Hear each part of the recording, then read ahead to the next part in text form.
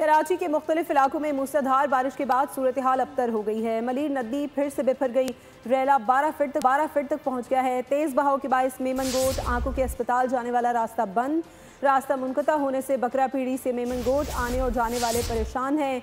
ठद्दू dam भी overflow हो गया। पानी खमीसा जोखियो गोट के घरों में दाखिल हो गया है।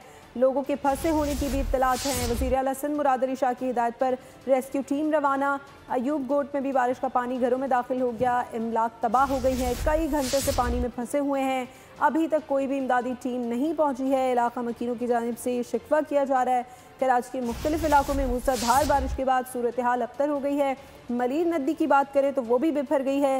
रेला 12 फीट तक पहुँच गया है। तेज़ बहाव के बायस मेमन गोट आंखों के अस्पताल जाने वाला रास्ता बंद है।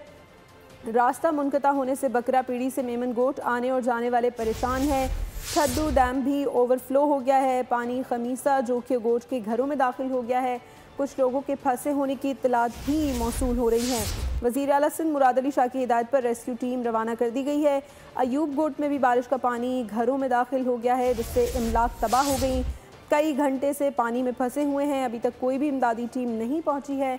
इलाका मकीनों की जानिब से ये शिकवा किया जा रहा है। कराची के मुख्तलिफ इलाकों में मूसलाधार बारिश के बाद सूरत हाल अबतर है। अगर बात करें तेज़ बहाव के बायस मेमन गोट आंखों के अस्पताल जाने वाले रास्ते की, तो वो भी बंद कर दिया गया है।